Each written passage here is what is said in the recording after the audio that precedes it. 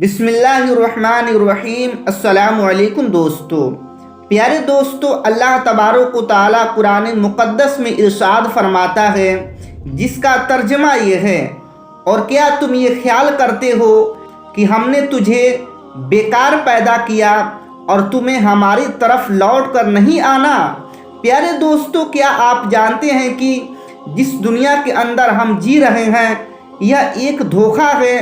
اور یہ خوبصورت اور دلکش نظر آنے والی دنیا ہماری آنکھوں پر ڈالا ہوا ایک پردہ ہے۔ اس پردے کے پیچھے کا منظر بہت ہی خوفناک اور ہولناک ہے۔ جب انسان مر جاتا ہے تو اس کی آنکھوں سے یہ پردہ ختم ہو جاتا ہے۔ تب مرنے والا انسان ایک نئی دنیا کو دیکھتا ہے جو اس کی حقیقی اور اصل دنیا ہوتی ہے۔ اس بات کے اندر کوئی شک نہیں کہ ہر انسان کو اس خوبصورت نظر آنے والی دنیا کو چھوڑ کر اپنی حقیقی دنیا کی طرف ضرور جانا ہے، اور اس دنیا میں جانے کے بعد کبھی بھی انسان اس دنیا میں نہیں آئے گا۔ پیارے دوستو، کیا آپ جانتے ہیں کہ جب انسان کی موت کا وقت قریب آتا ہے تو مرنے سے 40 دن پہلے انسان کے ساتھ کیا ہوتا ہے، اور مرنے سے پہلے فرشتے اس انسان کے بارے میں کیا کہتے ہیں، اور آسمان پر انسان کی موت کا فیصلہ کس طرح کیا جاتا ہے، اور روح نکالنے والے فرشتے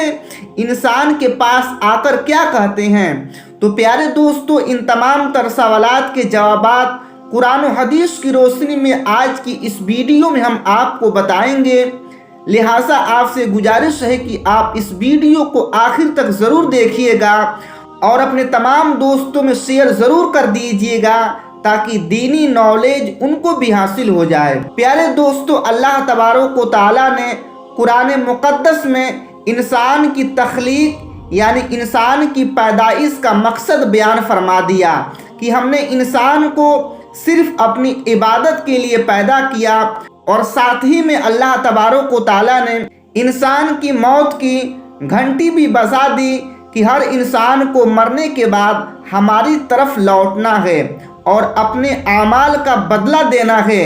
پیارے دوستو، اللہ تبارک و تعالیٰ کے عرش کے نیچے ایک درخت ہے جس کا نام سدرۃ المنتہا ہے۔ یہ درخت کتنا بڑا ہے، اس کا اندازہ آپ اس بات سے بخوبی لگایا جا سکتا ہے کہ اللہ تبارک و تعالیٰ نے اس کائنات کے اندر انسانوں اور انسانوں کے علاوہ جتنی بھی مخلوقات کو پیدا کیا ہے، ان کی تعداد کے برابر، ان کی گنتی کے برابر اس درخت کے پتے ہیں، اور ہر ایک پتے پر ہر ایک انسان اور جاندار کا نام تحریر ہے یعنی لکھا ہوا ہے۔ پیارے دوستو، روایتوں میں آتا ہے کہ جب انسان کی موت کا وقت قریب آتا ہے اور اس کی عمر ختم ہو جاتی ہے اور انسان کی موت واقع ہونے میں صرف 40 دن رہ جاتے ہیں، تو اس وقت حضرت اسرائیل علیہ السلام کے سامنے اس درخت کا ایک پتا گر جاتا ہے، اور اس پتے پر اس بندے کا نام لکھا ہوا ہوتا ہے جس کی موت ہونے والی ہوتی ہے۔ اس طرح جب سدرۃ المنتہا سے انسان کے نام کا پتا گر جاتا ہے، اس وقت آسمان کے تمام فرشتے اس بندے کو مردہ کہنا شروع ہو جاتے ہیں، اور وہ مرنے سے 40 دن پہلے فرشتوں کی لسٹ میں مردہ لکھ دیا جاتا ہے۔ پیارے دوستو، اس طرح وہ انسان جس کی نام کا پتا گر جاتا ہے وہ دنیا میں 40 دن تک زندہ رہتا ہے، اور جب اس کی زندگی کی 40 دن پورے ہو جاتے ہیں تو ملک الموت علیہ السلام اس کے پاس آتے ہیں اور اس بندے کے سامنے آ کر بیٹھ جاتے ہیں۔ اس وقت بندہ اپنی بیماری کی تکلیف میں ہوتا ہے۔ جب وہ ملک الموت علیہ السلام کو دیکھتا ہے تو ان کو دیکھ کر گھبرا جاتا ہے اور ان سے پوچھنے لگتا ہے کہ تم کون ہو؟ تو حضرت ملک الموت علیہ السلام کہتے ہیں کہ میں ملک الموت ہوں اور میں تمہاری روح قبض کرنے کے لیے آیا ہوں۔ ملک الموت کی یہ بات سن کر وہ مرنے والا انسان اپنے منہ کو پھیر لیتا ہے۔ اس وقت ملک الموت علیہ السلام اس مرنے والے انسان سے کہتے ہیں کہ کیا تم مجھ کو نہیں جانتا ہے؟ میں وہی ہوں جس نے تیری اولاد کی اور تیری ماں باپ کی روح کو قبض کیا، اور آج وہ وقت بھی آ گیا جب میں تیری روح کو قبض کروں گا تو دیکھ لے گا اپنی اولاد اور اپنے عزیز و اقارب کو جو تجھ سے پہلے موت کا ذائقہ چکھ چکے ہیں، اور میں وہ موت ہوں جو تجھ سے پہلے اگلے لوگوں کو فنا کر چکا ہوں، جبکہ وہ لوگ تجھ سے زیادہ مالدار اور طاقتور تھے۔ اس کے بعد ملک الموت علیہ السلام اس مرنے والے انسان سے پوچھتے ہیں کہ تم نے دنیا کو کیسا پایا؟ تو مرنے والا انسان کہے گا کہ میں نے دنیا کو بے وفا اور مکار پایا۔ اس کے بعد اللہ تبارک و تعالیٰ کے حکم سے دنیا اس انسان کے پاس آئے گی اور اس مرنے والے انسان سے کہے گی کہ اے نافرمان، تو نے اپنی رب کی کس طرح نافرمانی کی اور کس قدر تو نے گناہ کیے، اور تجھے بہت ساری لوگوں نے سمجھایا اور نصیحت کی باتیں سنائی، لیکن تو نے کسی کی بات نہ مانی۔ تو یہ سمجھتا رہا کہ میں اس دنیا میں ہمیشہ کے لیے رہوں گا، مجھے کبھی بھی موت نہیں آئے گی۔ اس کے بعد وہ دنیا جس سے انسان ساری زندگی محبت کرتا رہا، وہ اپنی عاقبت کو چھوڑ کر گناہوں کے اندر مبتلا رہا، اس وقت وہی دنیا اس مرنے والے انسان سے کہے گی کہ میں تجھ سے اور تیرے اعمال سے بیزار ہوں۔ پھر اس کے بعد اللہ تبارک و تعالیٰ کے حکم سے اس مرنے والے انسان کا مال اس کے سامنے آئے گا اور اس سے کہے گا کہ اے نافرمان، تو نے ناحق اور ناجائز طریقے سے مجھے حاصل کیا اور تو مجھ کو گناہوں کے اندر خرچ کرتا رہا۔ اگر تو اپنا مال غریبوں اور مسکینوں پر خرچ کرتا تو آج میں تیرے کام آ جاتا۔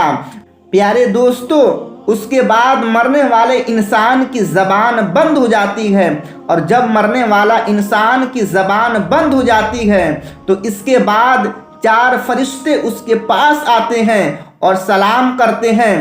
جب پہلا فرشتہ آتا ہے تو مرنے والے شخص سے سلام کرتا ہے، اور سلام کرنے کے بعد اس بندے سے کہتا ہے کہ اے اللہ کے بندے، میں تیری روزی پر موکل فرشتہ ہوں، میں نے پوری روئے زمین میں مشرق سے لے کر مغرب تک تیرے رزق کو تلاش کیا، مگر تیری روزی کا ایک لقمہ بھی میں نے کہیں نہیں پایا۔ اس کے بعد دوسرا فرشتہ آتا ہے اور مرنے والے انسان سے کہتا ہے کہ اے اللہ کے بندے، میں تیرے پانی پر موکل فرشتہ ہوں، میں نے پوری روئے زمین میں مشرق سے لے کر مغرب تک تیرے پینے کی پانی کو تلاش کیا، مگر تجھے پینے کے لیے مجھے ایک بھی قطرہ پانی نہ ملا۔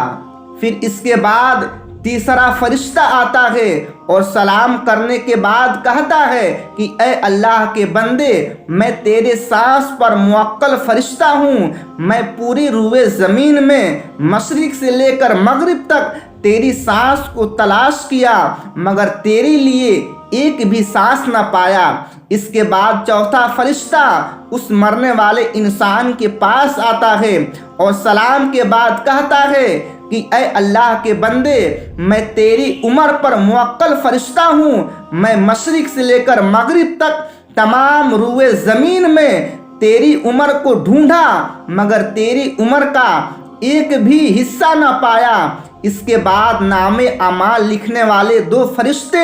اس مرنے والے انسان کے پاس آتے ہیں اور اس کو اس کا نام اعمال دکھاتے ہیں۔ جب مرنے والا انسان اپنے نام اعمال کو دیکھتا ہے تو اس وقت اس بندے کی آنکھوں سے آنسو جاری ہو جاتے ہیں اور وہ مرنے والا انسان اپنے دائیں بائیں دیکھنا شروع کر دیتا ہے اور اپنا نامہ اعمال پڑھنے سے ڈرتا ہے۔ اس کے بعد ملک الموت علیہ السلام اللہ تبارک و تعالیٰ کے حکم سے اس انسان کی روح کو قبض کر لیتے ہیں، اور اس طرح وہ مرنے والا انسان جو اس دنیا کو سب کچھ سمجھتا رہا، وہ اس دنیا کو چھوڑ کر اپنی حقیقی دنیا میں چلا جاتا ہے۔ اگر وہ مرنے والا شخص نیک ہوتا ہے تو اس کی قبر کو جنت کی باغوں میں سے ایک باغ بنا دیا جاتا ہے، اور اگر مرنے والا انسان گنہگار ہوتا ہے تو اس کی قبر کو